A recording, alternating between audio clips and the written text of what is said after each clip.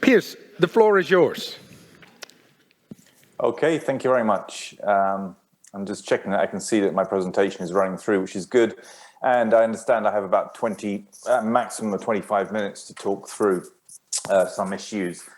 What I'm going to do roughly today is I'll start by talking a little bit about propaganda and talking about why it is that we need to understand propaganda as being central to even liberal democracies.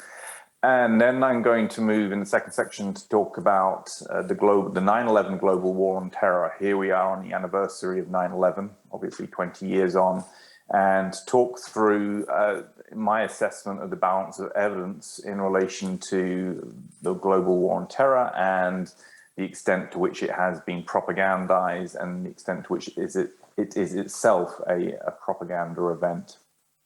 And then I want to move to talking about COVID-19. What I hope to do is to try to start to draw out some of the parallels between 9/11 and COVID-19, and also to give a framework with which we can think about what's going on at the moment, and which gives us a kind of indication as to what we have to do now, faced with what we are faced with, and I'll talk about that later on. And so I'll close the presentation with some comments on what I think we need to do at this point in time, at this point of crisis that we are now in Western democracies and throughout the world with what we're seeing with the COVID-19 event.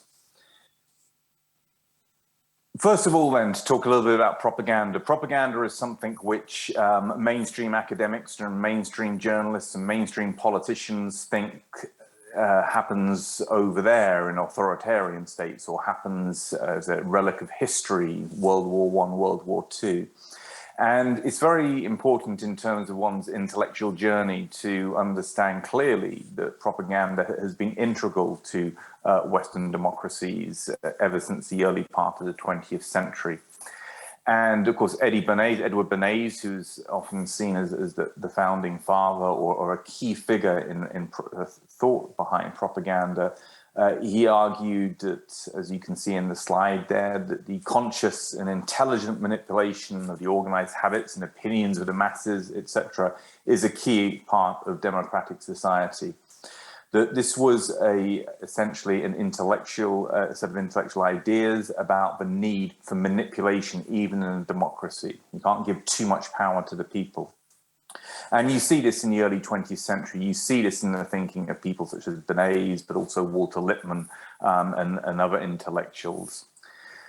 And something happened mid-20th century, and there was a rebranding of propaganda.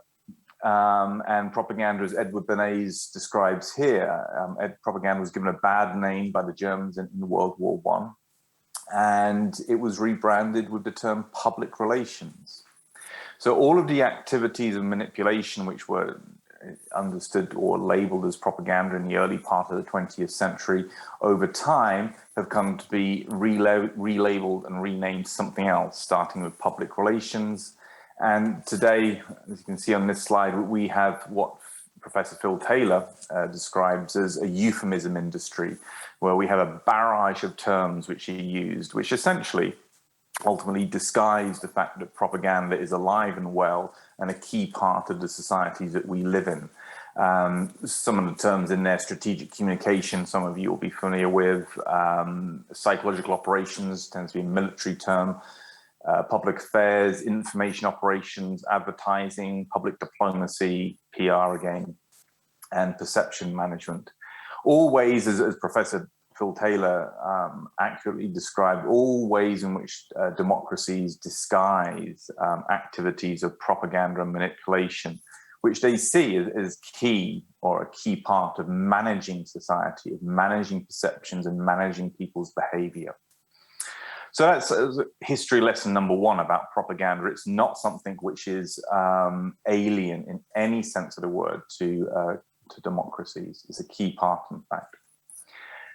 And I just want to link in here a broader point, that this notion of manipulation of publics, there's also, in terms of the rationale for this, if you look at, for example, my own area of research, which is focused on foreign policy formulation, you see that there is an understanding that deception and the propaganda which comes along with deception is seen as a necessary part of pursuing strategic objectives in the international system.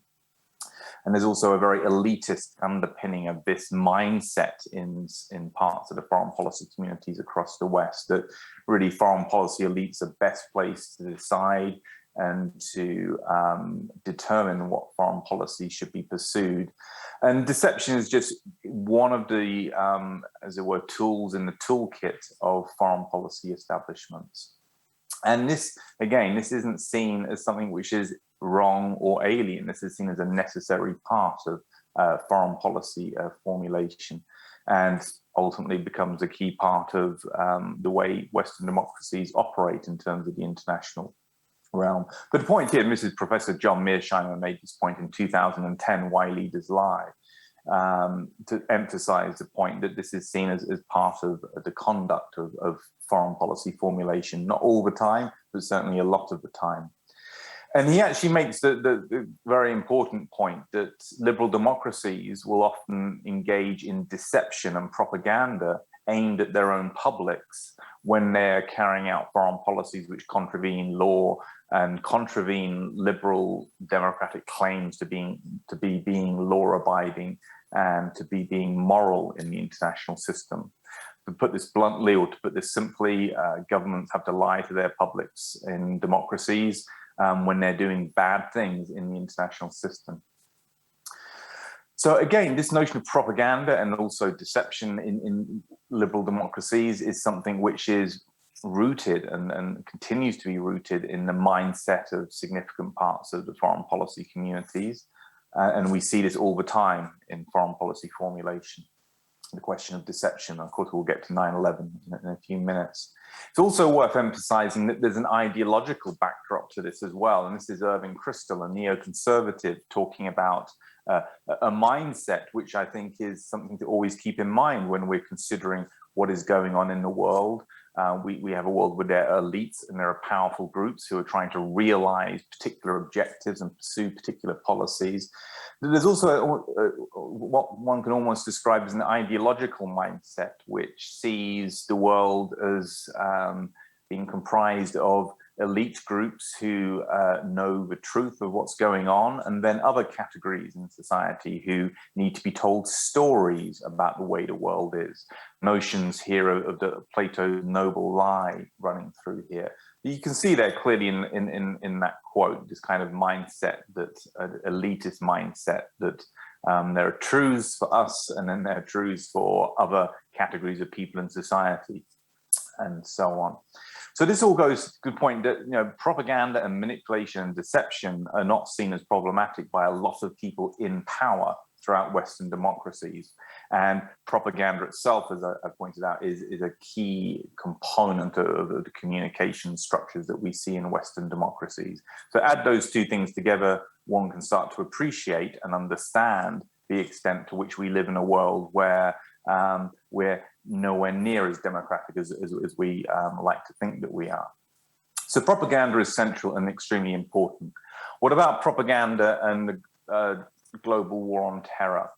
Now, obviously we are now at the 20-year anniversary of the 9/11 event, and I think it's very clear now, and I think the evidence is overwhelming, that what we have seen is a global war on terror has functioned primarily as a propaganda narrative through which a range of regime change wars have been carried out by Western governments.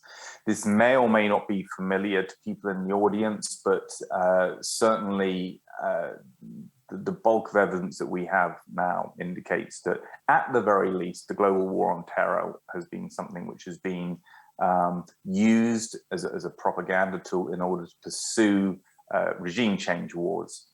And you can see here on this slide, I normally play this clip because it's so revealing, but we don't have time today. But we had quite early on in the global war on terror, Wesley Clark, former Supreme Allied Commander, stating in public on 2 occasions that he had been made aware, days after 9/11 occurring, that there was a wide-ranging regime change war strategy being planned and implemented by Washington. And the countries which were listed to him that he recalled were Iraq, Syria, Lebanon, Libya, Somalia, Sudan, and Iran, were all potentially targets as part of this wide-ranging regime change wars, which were going to be essentially developed and triggered using the war on terror as, broadly speaking, as an excuse, as a kind of propaganda narrative to justify them. And now the claims of Wesley Clark were corroborated further when we had the Chilcot inquiry in the UK. There's Lord Chilcot, who looked into the British government's involvement in the invasion of Iraq in 2003. And the Chilcot inquiry confirmed, in a sense, what a lot of us had already established, that the British government had been engaging in deception over the alleged threat of weapons of mass destruction coming from Iraq. And of course, in relation to 2003 invasion of Iraq, the American government, the Bush administration, made inaccurate links between 9/11 and Saddam Hussein, and this was used to build support, part of the propaganda to mobilize support for the invasion of Iraq, one of the regime change wars on the list of those 7 countries. This is just a brief excerpt from a document. People who like to see documentary evidence of the claims being made. This is from a Chilcot inquiry. This is from a British embassy cable days after 9/11, making clear that the regime change hawks in Washington were arguing that a coalition put together for one purpose, fighting terrorism, could be used to clear up other problems in the region. And we see this in a remarkable collection of documents, of communications between the British Prime Minister Tony Blair and George Bush.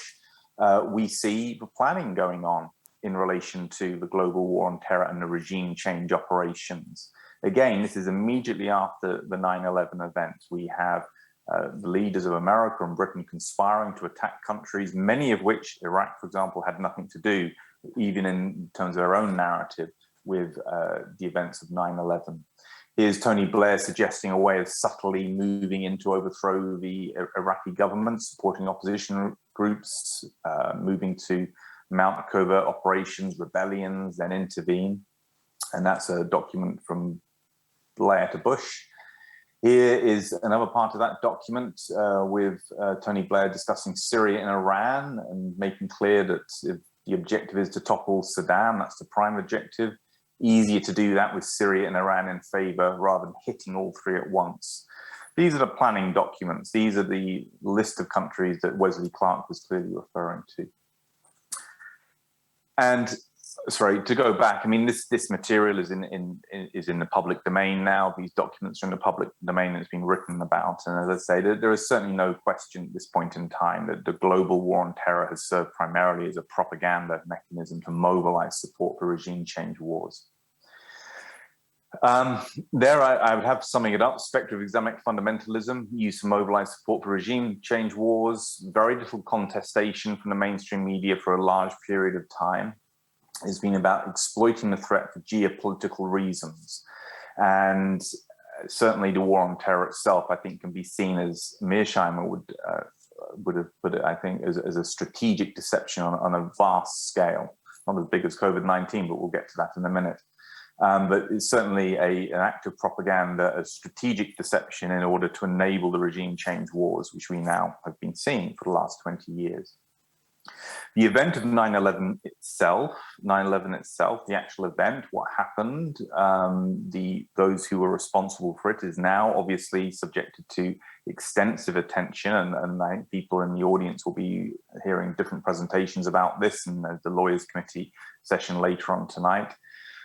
Which you'll all be watching, but there's certainly a substantial amount of evidence now in the public domain which raises questions about what actually happened on 9/11.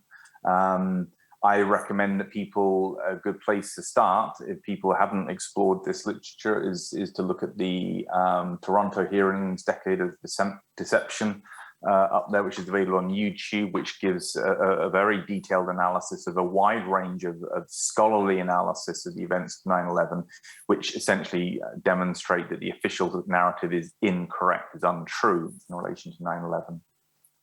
And also today there is a large quantity of material now coming into the public domain. The Halsey study in 7 from the Architects and Engineers 9/11, Matt Campbell and the Unspeakable is a new film which has just been produced and I believe will be out in a week's time on YouTube. Unmasked by David Ray Griffin and Elizabeth Woodworth, Answer Questions, Ray McGuinness. These are all material which I would recommend people take a look at in order to start to form a considered opinion on the actual events of 9/11 itself, who was responsible, who was involved, and what actually happened. COVID-19. So if we're going to understand the global war on terror as a propaganda event which was used to pursue policies which didn't really have anything to do with the official narrative of fighting terrorism, what do we see with COVID-19? What do we see in the last 18 months with this remarkable event which has taken over, I think, almost completely the consciousness of people around the world? Well, we certainly know that COVID-19 has been propagandized with respect to exaggeration of fear levels.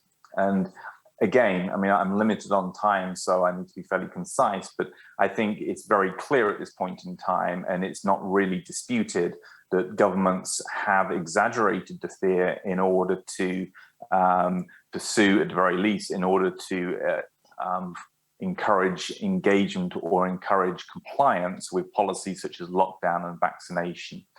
And on the left there, you can see that's an excerpt from a British government document produced by behavioral psychologists who were advising the government, talking about shortly after the COVID-19 event really took off in March 2020, talking about the need to increase people's sense of personal threat in order to encourage support for the lockdown policy.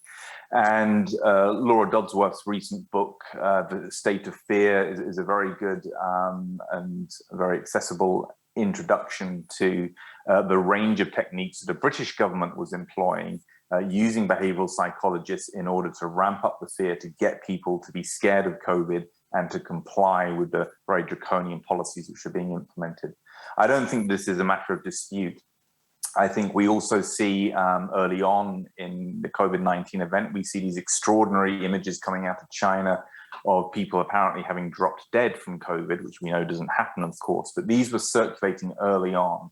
And this is all indications clearly of propaganda being used in order to ratchet up and to create a misperception of how dangerous COVID-19 is.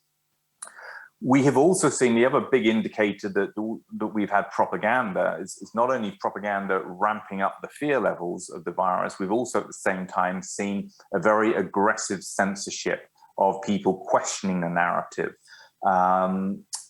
The Trusted News Initiative, which was something set up before the COVID-19 event occurred, but since then it has been part and parcel, as Elizabeth Woodworth shows in this article, part and parcel of controlling the amount of information on mainstream media and limiting the amount of questioning of the COVID agenda and the COVID narrative.